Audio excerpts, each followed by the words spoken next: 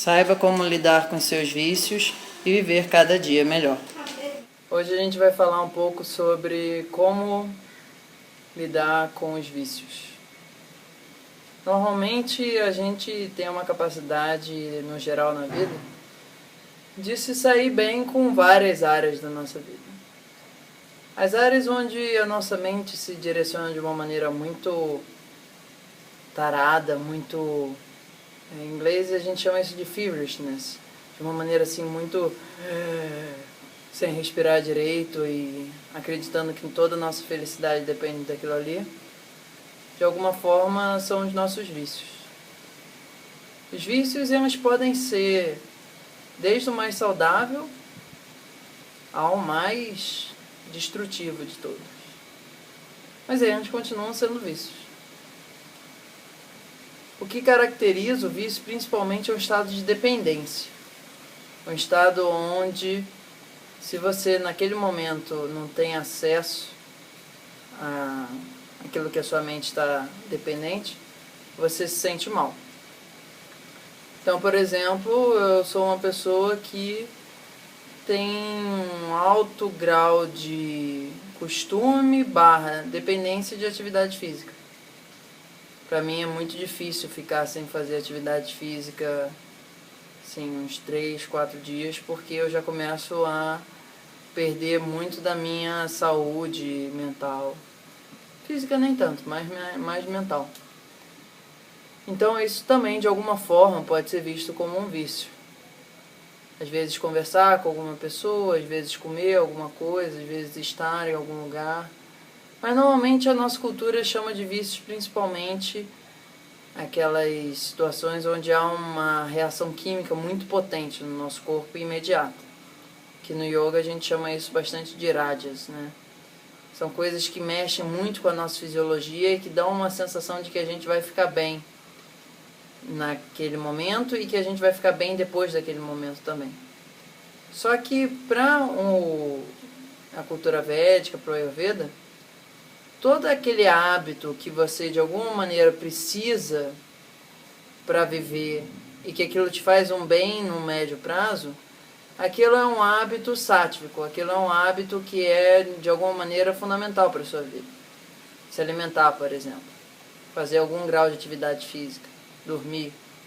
Porque a grande diferença, assim, em termos terapêuticos, do que vai ser um vício que a gente vai precisar ter um cuidado para fazer com que a pessoa cada vez menos se torne dependente daquilo, e os outros hábitos que impactam de uma maneira saudável na nossa saúde, é justamente isso. Então, de uma maneira mais clara, a gente vai entender aqui vícios estritamente aqueles padrões de comportamento que no início levam a gente a acreditar que a gente vai ficar melhor, ou que a gente tem a sensação de que a gente está melhor e que no final a gente fica pior, que a gente chama de rajásico, ou aquilo que desde o início faz mal a gente e no final continua fazendo mal a gente, que a gente chama de tamásico. Mas aqueles hábitos que no início estão com a gente mais ou menos bem e que no final a gente fica melhor de uma maneira duradoura, em vez de ser algumas horas e depois você desaba no precipício, esses hábitos vão ser considerados sátvicos e vão estar fora dessa proposta terapêutica que a gente vai fazer agora. Porque a ideia fundamentalmente é a noção do como permitir que a nossa mente fique menos presa, atarrancada, atravada, amarrada a algo externo a ela, ok? Então, bom, como é que normalmente a nossa cultura, e aí na nossa cultura eu digo uma cultura do Brasil, Rio de Janeiro, 2000 e qualquer coisa, lida com a ideia dos vícios? Normalmente a principal proposta é que você deve combater eles, você deve ser contra eles porque eles fazem mal à saúde. Mas dentro de uma perspectiva védica, você ser contra algo de alguma maneira já traz mais força para esse algo. A ideia fundamental é que tudo aquilo que não é você e que usa a identificação do seu princípio de noção de algo separado, nítido, com uma identidade, quando esse ego daí se liga a alguma outra coisa, por exemplo, um vício, comer chocolate, tomar refrigerante, comer gordura ou qualquer coisa assim, isso nutre esse padrão de pensamento, essa frequência de existência. Então, mesmo que você seja a favor ou contra, você está no mesmo trilho, indo para um lado ou indo para o outro. Bom, então a ideia fundamental é que você ser contra os vícios normalmente tem um resultado de baixa eficiência em você se estar além deles, você está desenrolado, livre deles. E você também está a favor dos vícios, normalmente aprofunda a sua dependência deles. Então o que a gente faz? Como é que a gente faz com que essa linha de nutrição, que quando puxa para um lado é alimentada, quando puxa para o outro lado também é alimentada, possa começar a dissolver? Principalmente permitindo que a nossa identificação com aquele vício diminua. Bom, então vamos ver na prática como é que isso funciona. Imagina que você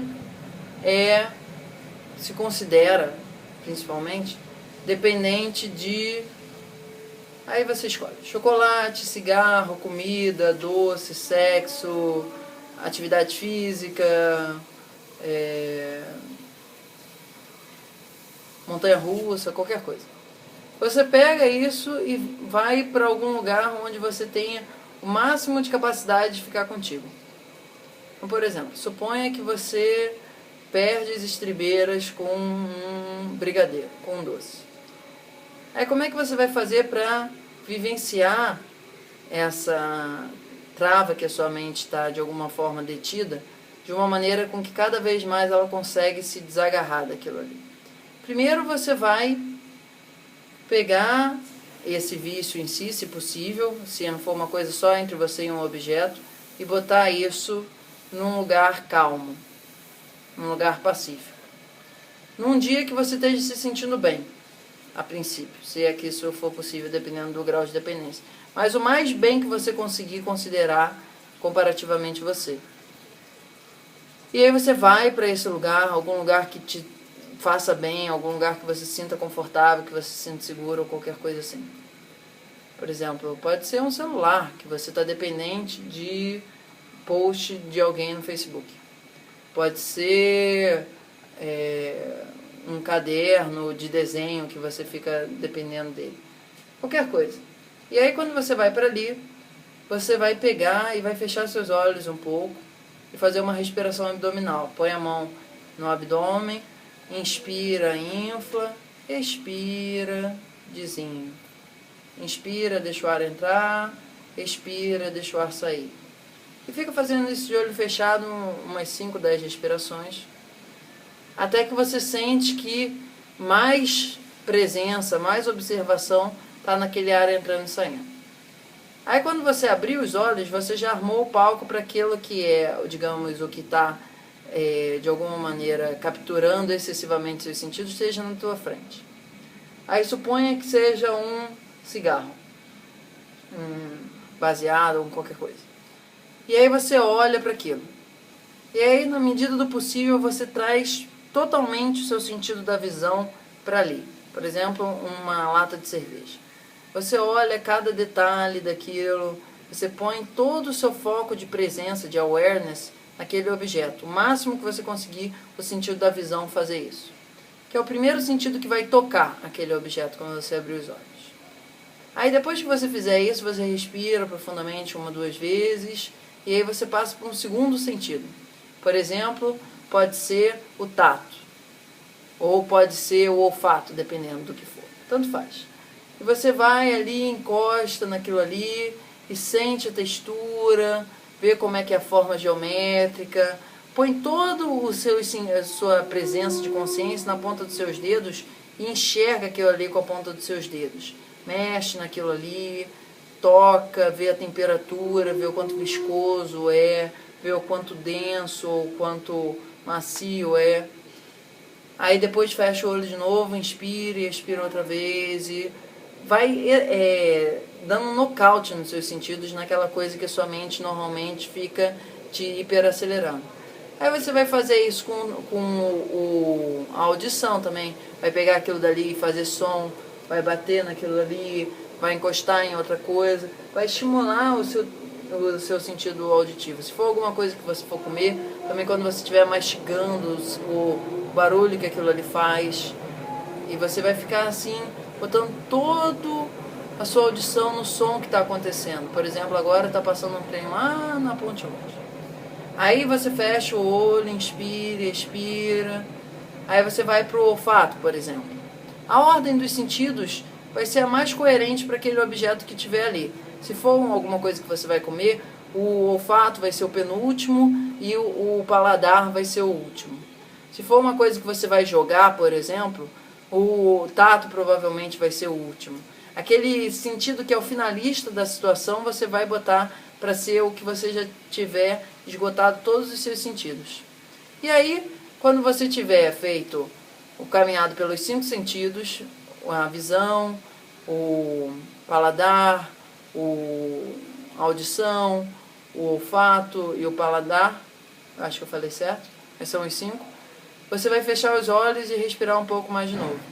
E aí, nesse momento, você vai se perguntar, eu preciso disso? Aí, dentro de você, provavelmente vai vir uma resposta, claro que você precisa, cara, vai lá, corre, que é sempre uma coisa assim impulsiva. E aí você vai e dá uma mordiscada, fuma um trago ou qualquer coisa assim, mas de uma forma com o mínimo que você puder fazer e com o máximo de intensidade e consciência que você puder. Para fazer com que você realmente vivencie aquilo que está na tua frente. Porque normalmente a gente é viciado na nossa memória. E a gente acha que a gente é viciado no objeto. Mas o nosso principal vício é um monte de processo subconsciente e inconsciente que aquilo dali aperta o gatilho. Então, cada vez mais você vai perceber que muitas vezes você não é exatamente viciado naquilo ali. Vai aparecer um monte de emoção, de memória de quando você fazia não sei o que com seu pai, ou quando você estava com os amigos não sei o que lá. Vai aparecer uma grande confusão que você vai permitir que essa presença de consciência cozinhe esse material que não estava digerido dentro de você e isso possa de alguma maneira ser expurgado da sua mente. E você vai fazer isso numa condição necessariamente que seja sem estímulos externos que você está com pouco controle. Você vai fazer isso dentro de um quarto, num lugar tranquilo, onde ninguém vai te interromper, e eventualmente você avisa isso para outras pessoas. E você vai fazer isso o mínimo suficiente para você sentir um mínimo grau de saciedade. Pode ser 1, pode ser 5, pode ser 10, sei lá o quanto é. Mas você tem que parar no momento onde você fala assim, tá, aquilo dali gerou o mínimo de resultado positivo que podia gerar, e eu parei antes de que ele gerasse toda a carga de sinais negativos que ele ia gerar em consequência. E você vai fazer isso com uma certa prática, com uma certa regularidade, sempre que você estiver se sentindo bem, para que você permitir que a sua mente reeduque a interpretação daquele sinal. Passe a observar o cigarro, passe a observar a comida, passe a observar o sexo, passe a observar qualquer coisa de uma forma com menos mistura, confundindo o que já viveu no passado com o que está vivendo no presente. E aí, depois de muito tempo, você vai começar a se expor em situações críticas. Por exemplo, se você está querendo parar de fumar, você, depois de muito tempo, vai num bar onde as pessoas estão fumando. Se você está muito acostumado a comer muito, você, depois de muito tempo, vai numa festa onde tem aquela mesa de doce que normalmente te tira da estribeira. E aí, para todos os outros vícios, a mesma coisa. Seja casa de jogos, seja lugar onde tem contato sexual, seja qualquer coisa que deixe sua mente fora de escala, ok? E depois que você fizer isso com muito cuidado, tem ainda outros passos que vão permitir que essa mudança seja mais profunda. Mas isso daqui é só um vídeo introdutório e assim de linhas gerais. Qualquer dúvida, me pergunta namastê.thiago@gmail.com e para atendimentos por Skype, meu nick lá é namastê.thiago, tá bom? Isso aí. Vai com calma e muito cuidado. Namastê.